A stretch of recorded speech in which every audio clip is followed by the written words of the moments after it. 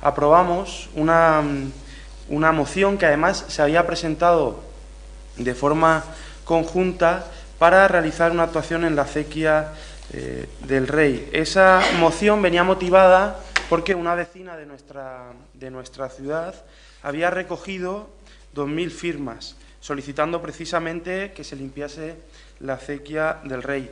Y en el verano anterior, en el año 2017, ya el Partido Popular había presentado la misma moción. En el año 2017, como quien la presentaba era el Partido Popular, se votó en contra, pero este verano, como digo, se presentó de forma unánime por todos los grupos, acompañada de esas 2.000 firmas de esta mujer, de esta vecina de nuestra ciudad, y se aprobó.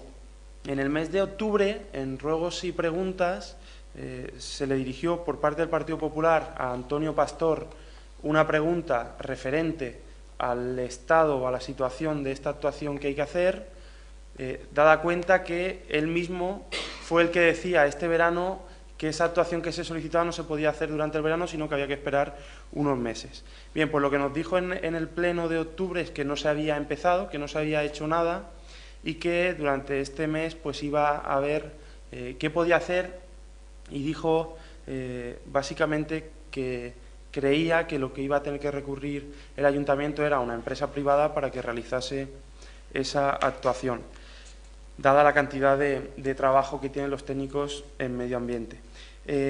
Decidimos darle ese mes de plazo y este pasado jueves, en el pleno del mes de noviembre, se le volvió a preguntar por el estado de la actuación en la acequia del Rey.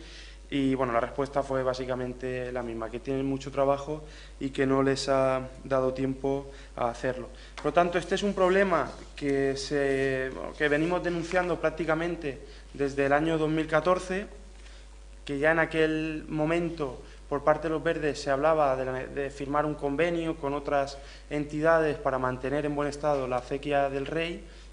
Ya han pasado ya prácticamente 5 años y el estado es el mismo en cuanto a actuaciones que se hacen, pero en la práctica mucho peor, porque el estado de la acequia del Rey es bastante peor que hace 5 años. Por lo tanto, ya, como decíamos muchas veces, los verdes no es que no hagan o no cumplan con las mociones que ha presentado el Partido Popular, sino que ni siquiera presentan o aprueban y realizan las mociones que han sido presentadas de forma unánime, respaldadas por 2.000 firmas de vecinos y vecinas de nuestra ciudad. Es decir, que ni siquiera en las políticas que ellos siempre han defendido y que, por otra parte, les da nombre al partido, ni siquiera en las políticas verdes están cumpliendo estos últimos 8 años.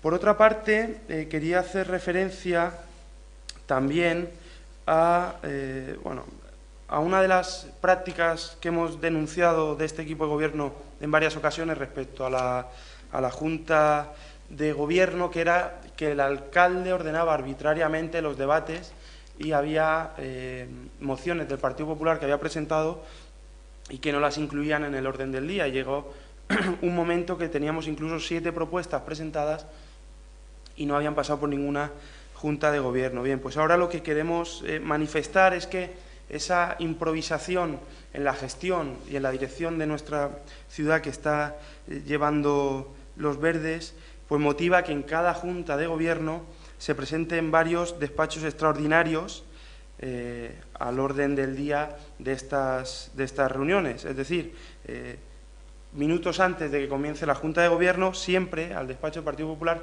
llegan varias propuestas del equipo de Gobierno, a veces 10 minutos antes, o incluso a veces se le ha dado al representante Antonio López, que es el representante del Partido Popular en la Junta de Gobierno, se le ha dado en el mismo momento. Esto lo que significa es que se nos dan propuestas que no nos da tiempo ni siquiera a leer ni a estudiar, y en la mayoría de casos pues nos obliga a abstenernos, porque sin conocimiento de lo que se está debatiendo y de lo que se pretende aprobar, pues no podemos hacerlo. En este sentido, en las últimas 5 reuniones de la Junta de Gobierno local, que son las 4 de noviembre y la de este lunes, se han presentado 20 despachos extraordinarios, y en octubre, noviembre y la última de diciembre 33 despachos extraordinarios. Creo que es una cantidad demasiado elevada y que, como digo, es un fiel reflejo de la improvisación con la que se está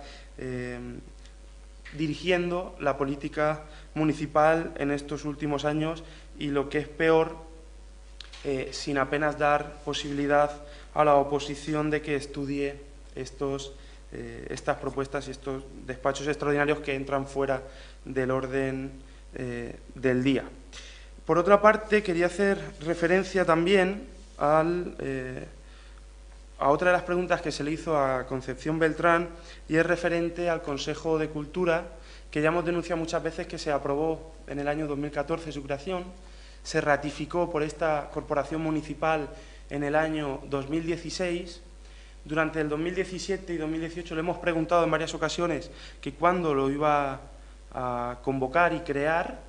Siempre nos ha dicho que a la semana que viene, y este último pleno le volvimos a preguntar a la concejala por la creación de este órgano, que consideramos positivo para la cultura de nuestra ciudad, y la respuesta pues ha sido la misma de siempre, que ya lo presentará en Junta de Portavoces. La realidad es que más de 4 años no se ha hecho nada, y es algo que tampoco es demasiado complejo, más aún cuando, según ella, en la primera pregunta que le hicimos hace un par de años, ya tenía el reglamento preparado. Esto es lo que evidencia un poco lo que hemos dicho siempre, esa desidia que ha regido en la Concejalía de Cultura en los últimos años.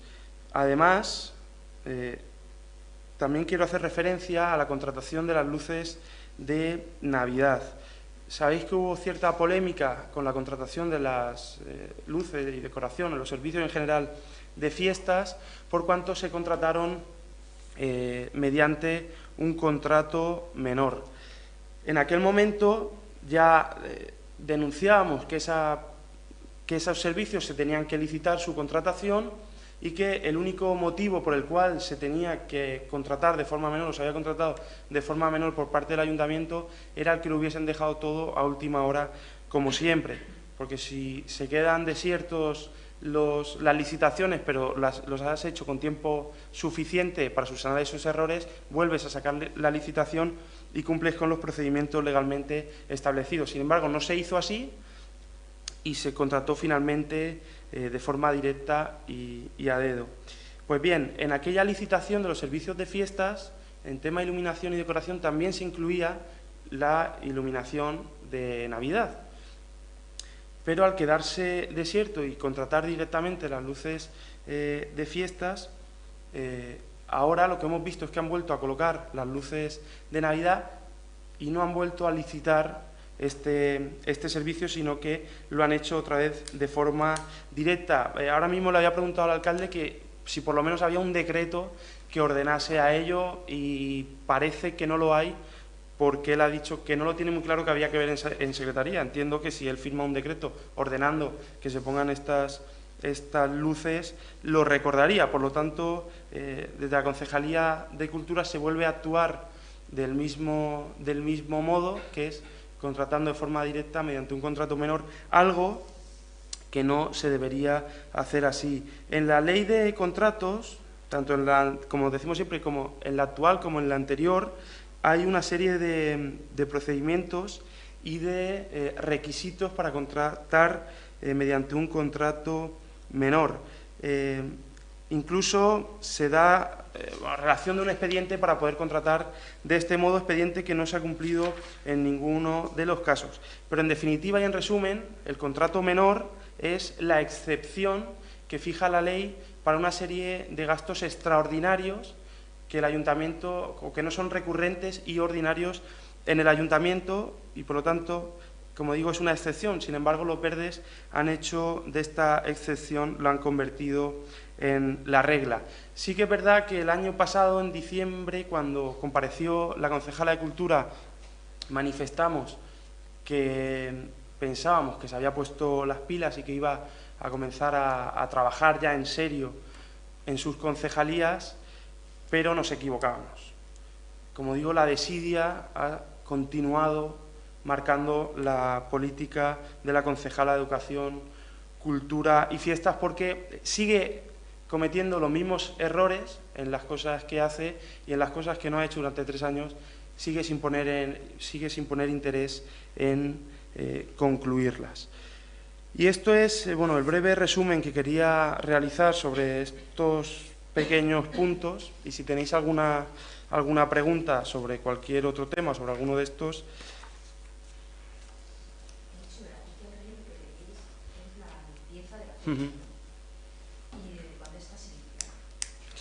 Pues sin limpiar está, yo diría que desde el 2014-2015, porque en el año 2017 ya solicitamos su limpieza y no se aprobó la moción, y este año el estado es bastante malo. Pero bueno, eso sí que habría que confirmarlo con Antonio Pastor, que es quien ha asumido ahora las competencias de medio ambiente. ¿La limpieza fue aprobada en final de verano? No, a principio de verano.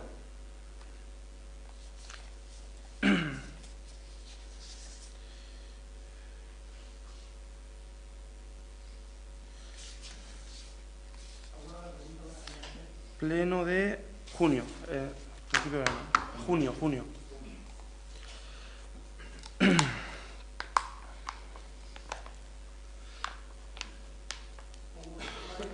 Solo respecto al santuario, brevemente decir que ayer en Junta de Gobierno también le solicitamos al equipo de Gobierno que ampliase el objeto de la licitación que están llevando a cabo para las obras que se van a realizar en el santuario, porque la licitación que está en marcha no contempla las obras en la iglesia, que es donde se han producido los últimos desprendimientos. Por lo tanto, lo que le pedíamos a la concejala de Urbanismo, que ampliase el objeto de la licitación y que la actuación se hiciese también en la propia iglesia. Y que, si veía que la ampliación del objeto en esta licitación iba a retrasar el procedimiento, que hiciese una nueva licitación, manteniendo la anterior, y que esa siguiese su cauce, una nueva licitación solo para la parte de la iglesia. Que lo están valorando. Pero vamos, que eso es algo que tienen que hacer sí o sí. Porque tampoco serviría de mucho arreglar una parte y dejar que la otra se caiga.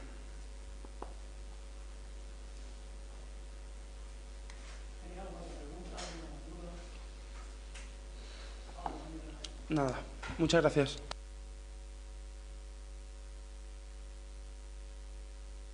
Panadería Delfina, una nueva forma de entender el pan. Panes saludables, especiales, de espelta, de cerveza, gallego, de trigo y centeno,